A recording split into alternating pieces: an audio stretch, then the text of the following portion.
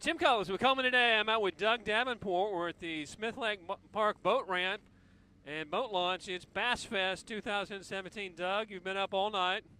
Your staff's been up here since 2 o'clock. You got a line of boats going back to 831. It looks like it's going well. So far, Tim, everything's going well, and we got 194, 97 boats, I believe, is what we got in. We're about 10 short of what we were last year, but there's about 3 other tournaments going on locally, but we're well pleased with what we got so far. And did they schedule after you scheduled, or how did that work out?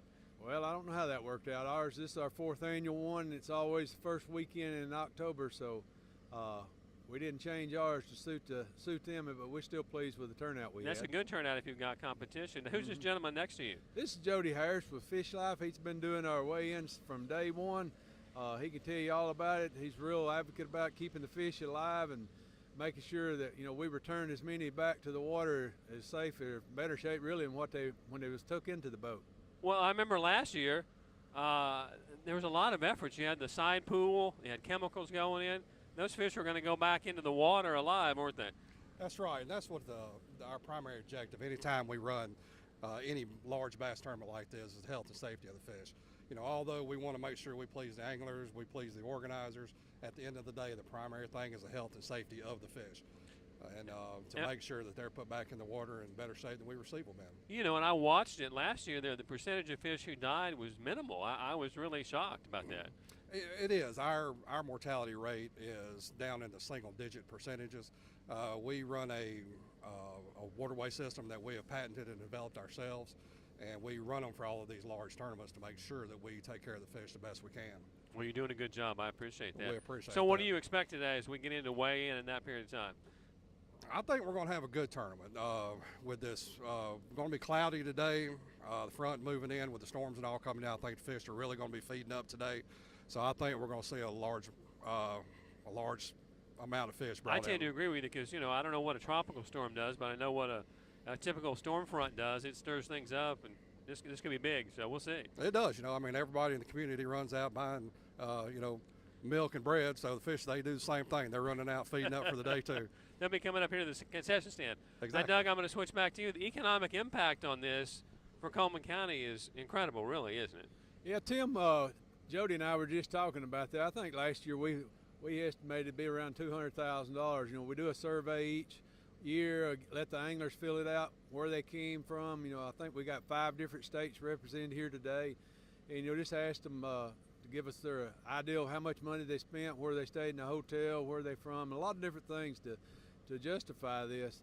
And when you have people from Georgia, Kentucky, Texas coming in for a tournament, and it's been our 4th year, it kind of makes us proud that somebody drive that distance, not for just a good purse, but our very first year, people were saying, how many years have y'all been doing this? With Jody's leadership, it's been pretty professional from day one, it seems like. And the communities really need to realize the economic impact that bass tournaments bring to the community. A lot of people stand on the outside and they look at this and they think it's just a bunch of guys fishing. But like you said, we got people coming in from 5 states. They're spending money in Cullman. They're spending money in the city. They're spending in the county. They're bringing a lot of revenue in that a lot of people they just don't realize. And the average fisherman out here, they're going to spend, at least $500. You got food, you got lodging, you got fuel, you got parts for boats that they have to buy, you got baits and tackle, and people just don't realize that how much it really brings into the community. It's a really exciting thing that they should really have the community backing this. I mean, because you're talking easily 200,000, 250,000, maybe up into 300,000 that these guys are spending in the community that wouldn't typically be here had they not come in here and spent that money. That makes sense. Well, you can't really base the success of this on ticket sales solely then, right? I mean, that's really just to pay for the basics. It's what happens out in the community. Yeah, exactly. Basically the entry fee pays back every bit of, the purse that's given out, along with sponsorship that we get from different people. And, I'll typically start out in about February hitting people up for sponsorship and planning and advertising for next year, which is, be our 5th year, and it's the first weekend in October. But you can't wait 6 weeks out. We've put out something like 18,000 of those cards tell them about the tournament. You know, and some people says, well, people know about it now, but I don't want to take that assumption that everybody knows, because I'm not never happy with what we got. We always want to continue to make it quicker, smoother, and a larger tournament for Makes everyone. sense. Now, who's this young lady with you here? This is Brittany. She's our park manager. She came on board with us about, I guess, 2 months ago. Has it been that long? Maybe 2 months. And she's done a fabulous job, and we're glad to have her on board. And I'll let you ask her all the questions you want. Brittany, this is your first Bass Fest. What do you think? So far, so good. I think it's going great, very smoothly.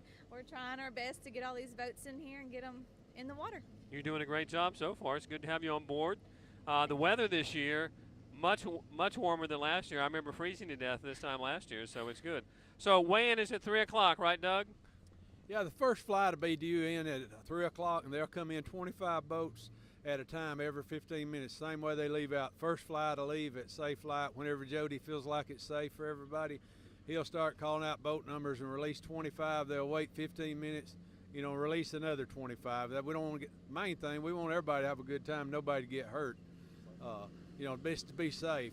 You know, whether we got 10 boats or we had, you know, 300 boats, we don't want nobody to get hurt out here, and we want Makes them all to sense. have a good time. Well, Doug, I'm going to let you guys keep directing traffic. Thanks for talking to me. We'll have the sunrise ceremony and launch out here in just a minute. That'll be fun. All right, thank you, Tim.